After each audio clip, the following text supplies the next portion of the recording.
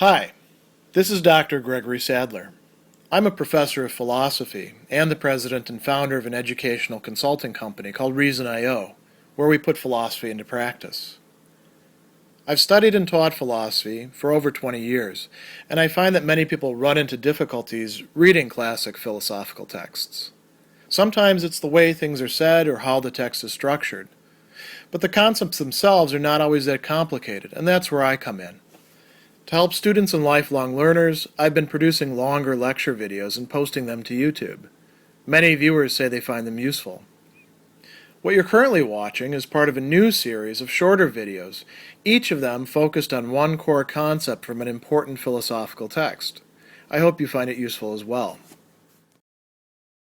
In Part 3 of Chapter 1 of Nishitani's The Self-Overcoming of Nihilism, we find this chapter called European Nihilism. Now, why is he focusing so much on nihilism as a European phenomenon? Because nihilism is indeed this historical thing that arises, as we just saw in the previous section. It's not just a problem of the self, but of history and the philosophy of history. And if we want to think about it historically, nihilism is not confined to Europe, of course, but it's going to, you could say, congeal and articulate itself as a problem through a number of different developments that have to take place in a space and time and culture.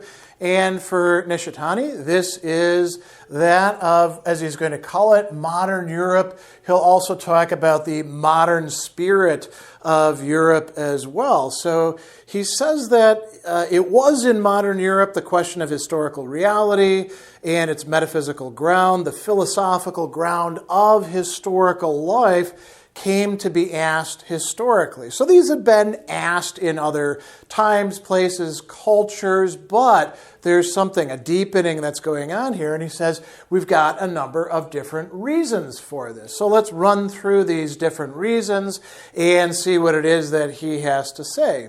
He tells us that, first of all, what is called historical consciousness emerged largely from this modern spirit of Europe. How did that, in fact, happen? So there's going to be an emphasis on making sense out of history and the philosophy of history. He says that the connection between metaphysics, what is metaphysics? The inquiry into the ground of being, how it is that things happen, what is the reality that is driving things, how does causality work, we could say, and historical consciousness had been made since the 18th century through what? The philosophy of history. And the philosophy of history prior to that could be understood in several different ways. You know, we mentioned this in discussing the previous chapter. So on the one hand, there's what we could call teleological history, universal history, sometimes it's called. Where is humanity going? How are they developing historically? And where did they come from? And how did this process of development or evolution, whatever we want to call it, how did that get driven? What factors play into that? Then we have the notion of history as just recording what actually took place, a kind of, realism about stuff that's also becoming progressively more and more, leery of making big sweeping claims. And we have other viewpoints on history at the same time saying that, humanity develops historically, so we need to pay attention to that. And we have a really important development that is taking place, namely to say that principles, and we'll talk about what principles these are, came to be seen as concretely realized only within history. So you can have principles that you can identify. And he talks about Hegel here. So think about Hegel's typical way of going about stuff, saying, well, what happened in ancient Greece with Plato? Plato is a real existing person who wrote texts, who taught, but he also stands for a certain idea, a certain way of approaching things, a certain way in which human consciousness apprehends the world itself, universals, that we often call Platonism, right? And this can go down to the present. We could talk about, well, what about Locke and Berkeley and Hume, this whole empiricist thing? And, Hegel has stuff to say about them as well, as do plenty of other philosophers of history. So these principles are concretely realized in history, through history, in particular people, in particular places and times. But these principles, as Nishitani says, are at the same time still considered fundamentally trans-historical. So on the one hand, they come into being, they get conceptualized, they get worked out at a particular time and place, and at the other end of the spectrum, they've always been there as sort of possibilities for consciousness that maybe God knew about, or they've been waiting for human beings to develop enough, but now we can all benefit from it. We don't have to have a historical concretization or situating in order to appreciate them. And so he's going to go on and say, this approach reached its consummate expression in Hegel, but before and through Hegel, we saw that this was taking place, and you could have, a trans-historical God. Who's that? That's Hegel that we're talking about there, as well as many others. Or, as in the case of Spinoza, through nature being equated with God. It doesn't matter so much which ultimate principle you are using to organize all of these principles and saying it flows out of them in a way that's a bit arbitrary. That's historical, right? It's going to be explicable in terms of what it is that person or their culture wanted. Now, what principles are we talking about here? So he mentions nature. What is all of this? What is the natural world? Or reason. What is it distinctively about the human way of approaching the world, having reason or logos, whatever you want to call it, idea, and he says, and so on. So this would include all sorts of other things, including, for example, progress, or society, or the will, or the state. All of these things are principles that are being developed within a history, but because they're considered fundamentally trans-historical, Nishitani is going to say we've still got the old metaphysics handed down from the Greeks with its emphasis on contemplating the world of true trans-temporal being that lay concealed behind the world of temporal becoming. So the world of temporal becoming, that's history, that's things happening in time, but guiding history behind it, however we want to frame it, we've got this old Greek metaphysics. And he's saying that's the case for Hegel as well. And I think that's, pretty good as a interpretation. Then he says that historical consciousness required a second stage of development, and this is going to be post-Hegelian. He says after Hegel, we saw the rapid collapse of metaphysics and moralities based on God or notions of true being. Now, how fast was this development? Did it happen everywhere? Did people just, get a book of Hegel, read it, and then they're like, I don't know if I agree with this anymore. Time to move on to post-Hegelian metaphysics and morality.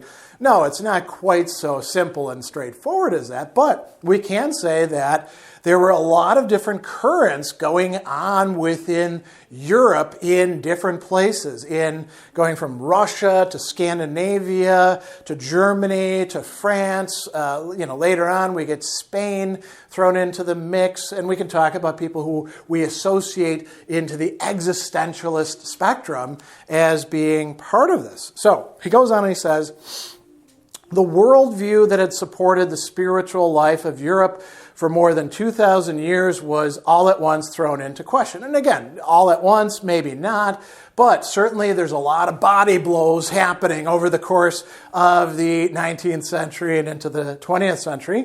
He says faith in God and the eternal world and their accompanying conceptions became no more than historically conditioned ideas. So what do we have going on here? instead of just saying, well, we've got these principles or ideas, these really important things, and they are transhistorical, but they are realized through history, and we can maybe look back at that from the vantage point of the present, we're saying, hey man, it's all historical. It's all contingent. None of this actually had to be conceptualized the way that it has been. We can certainly trace out a kind of limited necessity based on how things did in fact develop. That's where we can do the history. But none of it possesses the kind of necessity that metaphysicians and moralists have been ascribing to it. So what happens now? An abysmal nihility, again, he uses that phrase, opened up at the ground of history and self-being, and everything turned into a question mark. And here he's going to talk about the value of sincerity. This is really quite interesting. We could also call this authenticity, right? And he's going to say that it's possible to live in sincerity with the situation of nihilism. He says, to disclose the nihility at the ground of the self is to live in sincerity, and within such sincerity, the self becomes truly itself. So he's sketching, as we're going to see, a way forward, but let's look at what else he says about this. What do we first and fundamentally have to be sincere about? Despair. Despair at what? At losing all of these certainties, all of these foundations that are now revealed as gone, sinking into this abyss, this nihility that he's identified. And so he tells us, what are you going to do in the face of despair? You could try to hide from it. You could try to deny it. And he says, everything turned into a question mark. Sincerely to acknowledge this kind of despair as despair, and at least to try to live in sincerity without avoiding or diverting it, or going beyond this. We could look at Nietzsche, who he's going to devote a lot of the book to. He says to carry out its consequences voluntarily and thoroughly on one's own, to seek to confront the spirit that controlled all of history up until then, that would be nihilism. So not avoiding the despair and not trying to divert oneself from it, that is to be nihilistic in a way. So he's going to go on and talk about the possibilities that this is going to open up for us. And some of this is going to come through, he mentions, sort of passionate examination at a few points. And he's going to say that it's possible now for us to have a fundamental inquiry into history for the first time. So what does this mean? What are the implications of this? Yes, we've had history for a long time. We've even had the philosophy of history for a long time. We even have historians making histories about how history is done, historiography. All of that has been around, but now we can actually fully, or more fully, understand what we're doing as we're looking into history. But there's something more as well. He says that for the first time, the self can overcome its reflective duality and be unified. But what does it require to be unified? Full existential pathos. Now, that's the affective dimension of human being that he's already talked about as being there in Heidegger, as being there in Kierkegaard and Nietzsche. And here he's going to bring up three figures. Once again, Nietzsche is absolutely central for this. He says, this kind of self-conscious and resolute nihilism appears in its greatest and profoundest form in Nietzsche. But there's two other figures, to each of which he's going to devote a chapter in this work, who are also doing this. Heidegger later on, and Max Stirner before Nietzsche. So it's very interesting to see that Nishitani recognizes these similarities between Stirner, who's still using a very Hegelian kind of language for what he's doing, and Friedrich Nietzsche, who's coming later and doing something decidedly non-Hegelian. So this disclosure of nothingness opens up some possibilities for us. And then he's going to finish up this section by saying, nihilism as we understand it today is the product of a particular epoch, the modern period in Europe. It represents the current achievement of the European spirit, so we find ourselves sort of back at the beginning again. And this raises some interesting issues. So what about us who aren't Europeans? Can we just say, well, nihilism, that's a European problem? No, because Europe historically came to influence the rest of the world through this. And we could say that the world has become Europeanized or Westernized is another way to talk about it. Modernization is another phrase that gets used, and modernization often means taking on some of the problems and baggage of the modern period Europe. So he goes on and he says that the problem of how to live came to be fused with the problem of how to interpret history, in particular, European history. And so this is the state of affairs that came to light in nihilism, whose standpoint is philosophical, not in spite of it being historical, but because of it. Now, does that mean, we're all in despair, we have to succumb to this? No, because one of the other developments that is taking place in European nihilism, in part because we've got this long, development of it, is, as he says, a dual quality as nihilism that overcomes nihilism, which is the title of the entire work as a set of lectures, the Self-Overcoming of Nihilism, carried out within nihilism. And so he goes on and he says that we can make a distinction between an active nihilism, whose basic critique undermined the ground of history and the self. So we're all familiar with that. On the other hand, this nothing, without God or truth, harbored within itself the seeds of a turn to a great affirmation in which existential nothingness replaces God as creative force. And who do we see this taking place in? Nishitani is going to bring up two figures in particular, one of whom is going to get his own chapter, and one's going to get quite a few, Dostoevsky and Nietzsche.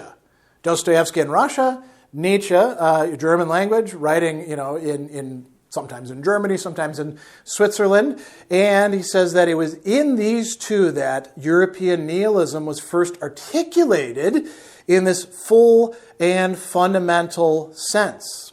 So both of them are going to provide us with, if we examine their works, not just clues, but we might say sketches of a program for having this, not just active nihilism, but some sort of affirmation within nihilism that overcomes nihilism itself. And so can we say, well, thanks for the handoff, Europeans, we'll take it from here.